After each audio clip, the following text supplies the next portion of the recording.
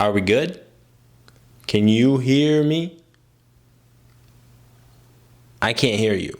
Okay, so this is not a movie review or anything like that. I would be very late to the party if I actually reviewed this movie.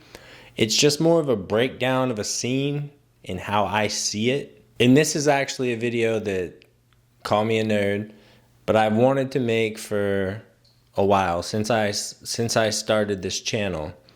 And it's about where the wild things are. Not so much the book, but more so the movie and a scene in the movie. Okay? Just to give you a little bit of history about where the wild things are. It was written in 1963. It was a book, a children's book. It was written and illustrated by Maurice Sendak, and it literally had 38 words in it.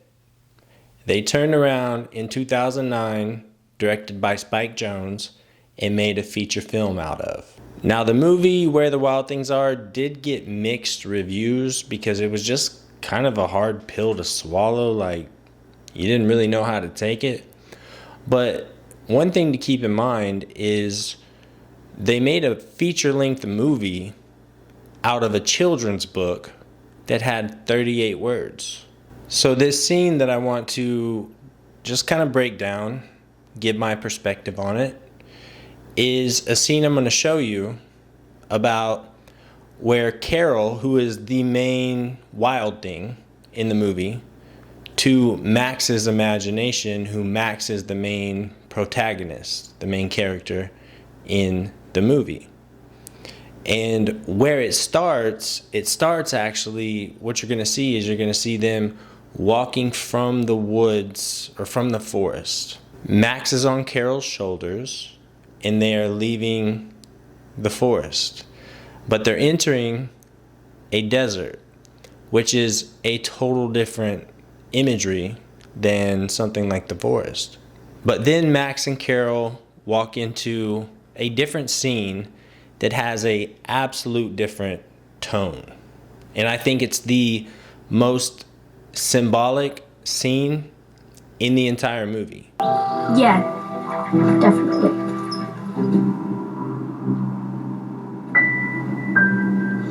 Well, this part of your kingdom's not so good. Why? The music is somber.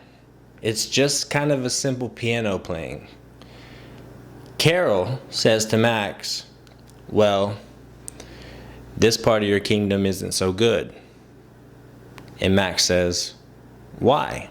There's nothing but rolling hills of sand.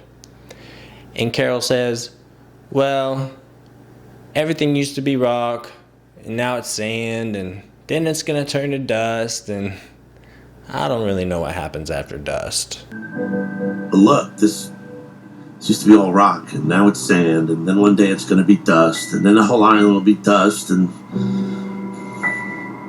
then I don't even know what comes after dust. That statement itself is just ignorance. It's kind of like when children ask, why? Why? But why? Why? They are just trying to make sense of something they have no clue over. Also, another key point is that with the desert, it's just like imagery, it's empty. And think about being a child. It's like as far as your mind goes, and your body for the most part, but your mind, it's a clean slate. So Max says to Carol, he says, Carol, did you know the sun was gonna die? Carol, did you know the sun was gonna die? What?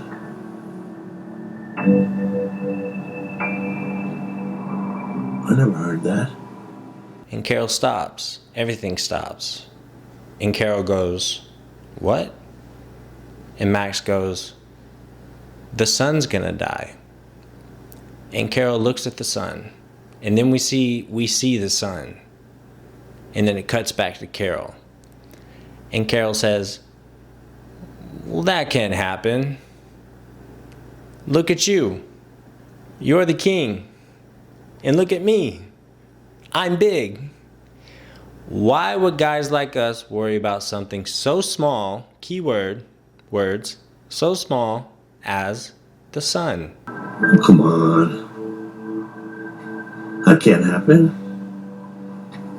When you're the king, and look at me. I'm big. How could guys like us worry about a tiny little thing like the sun? Huh? That to me is one of the most metaphorically deepest contrast of a child's ignorance to what is actually around them. Now, as we get older, we realize that the sun's not just a little ball, right? It is a little ball in the sky that we can't just stare at without repercussions.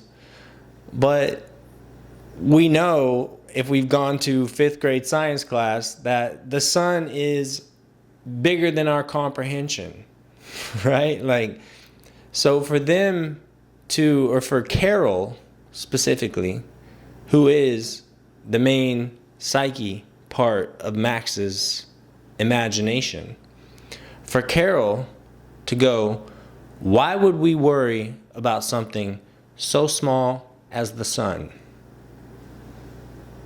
It is childhood at its finest. And the whole movie is just about the power of imagination, like where your imagination can take you, how important it is to have an imagination. And you know, as we grow older, we tend to get, we tend to know more, right? So we don't have that imagination, that ignorance that we once had as a child. So anyway, I thought this scene was beautiful, beautiful, and I get a lot out of it. Anyway, I hope you liked the video. My name is Robert. I'm signing off. Have a good day or night.